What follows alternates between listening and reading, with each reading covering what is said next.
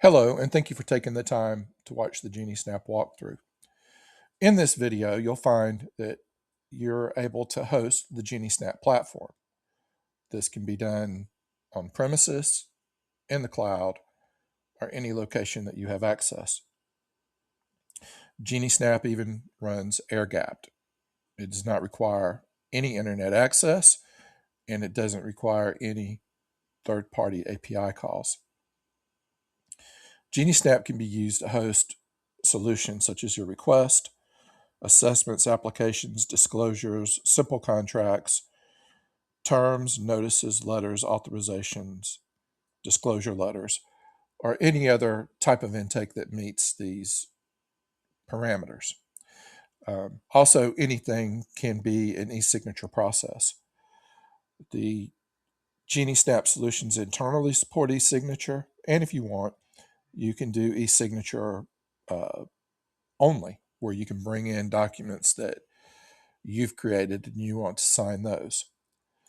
Through either process, whether it's an internal GenieSnap process or it's a form that you choose to automate for signature, your responses will always come into the submissions management area.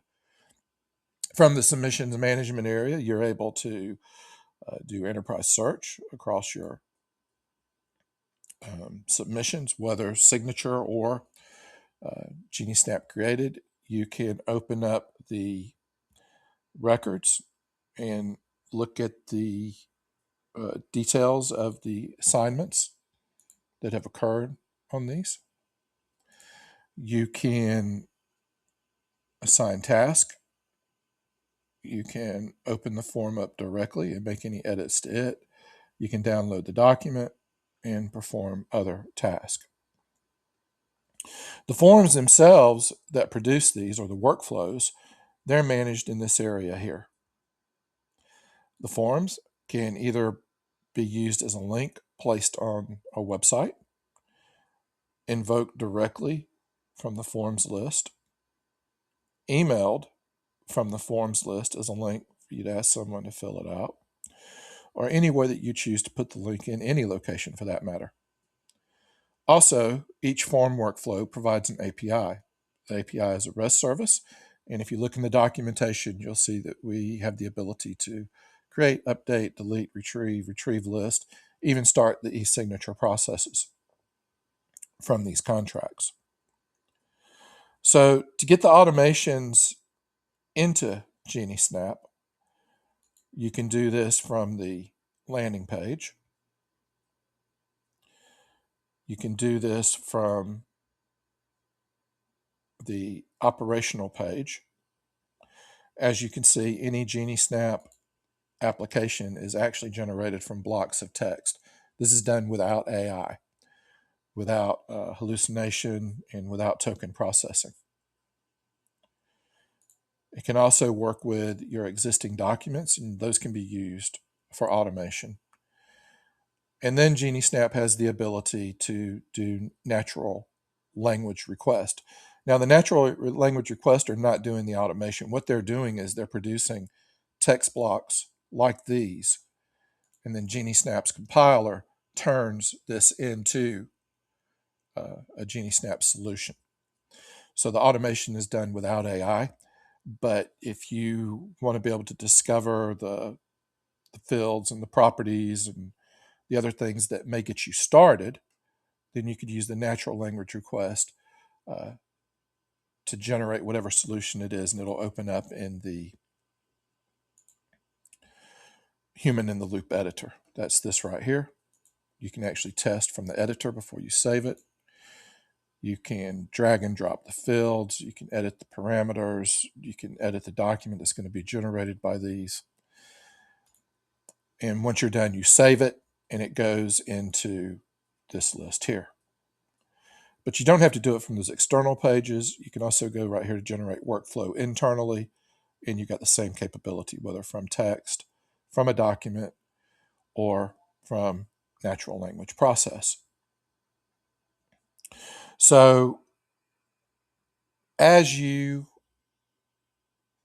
create these procedures, you may want to do other things with them. For instance, you can create event integrations where you can take one document and chain it into many others. For instance, a onboarding request may create IT service request, hardware, security, etc. And you can actually link these together right here where it says internal submission generator. So from one request, you can produce the others. Those can be assigned to your team and so on and so forth. You can also do external lookups, link them to those forms that I was showing you a little while ago in the editor, and then it can pull your list from your other systems. And they go here. And then you can do outbound push event integration. So whenever one of your form workflows either get filled out by a human or whether it's a system to system integration, it can then push another result out to another area that you may want it to go to. And then, of course, you can do the same thing as to create an outbound push email. So if you want certain other people or parts of your teams or whatever to be notified through an email that something has occurred, you can do that here. So in the API, these are standard REST services. So there's an API authorization where you generate an API key. This comes from the teams. And then each form workflow that you saw provides the ability for you to create, retrieve, update, delete, look at any queued submissions, get a list of many submissions. You can use it for just generating documents off any of these. So remember, whenever a solution is automated within GenieSnap, it isn't just the form. It's also the document template and it's the API. So once you automate this, you may never even use the form. You may just simply want to call the API and get the documents generated. That's what this can do. The form can do a pull request, getting information from another system. So say, for instance, if you had a form that says get claim by ID and then you enter that ID, this can then pull that information and populate this. And then you can also create e-signature processes from other systems through the API. So where you saw me go to the start e-signing here,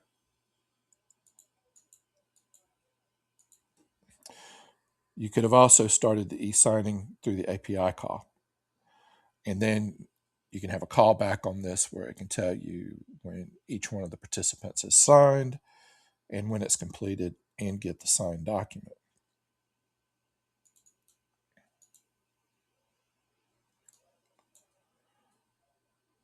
So GenieSnap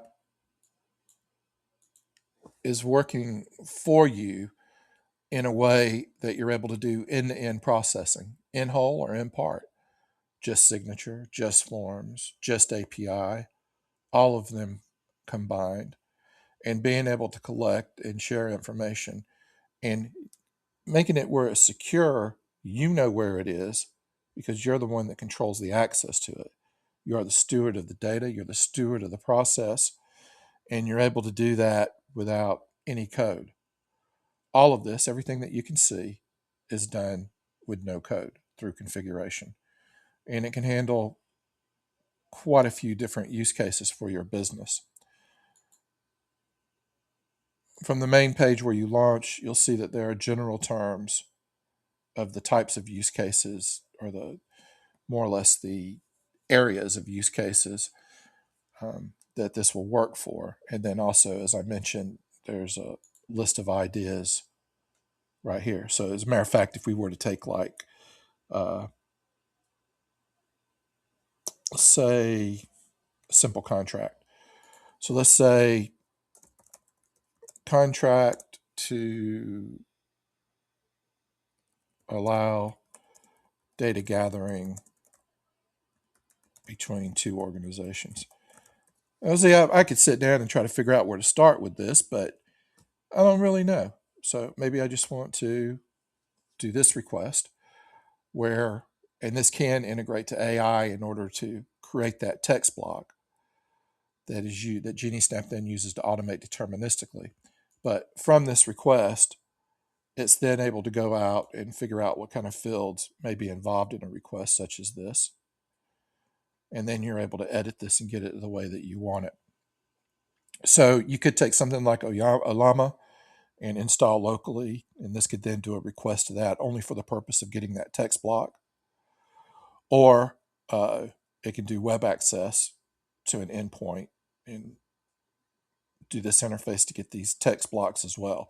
But GenieSnaps automates from the text block, not from the AI. The AI only generates the text block. So from this system, you're able to do intake, end-to-end, route workflows, multi-party signatures. You can host on-premises or in the cloud, air-gapped, and you're able to do all of this from one solution. So I hope this walkthrough was useful to you, and please look at the other videos and hope GenieSnap will work well for you. Thank you.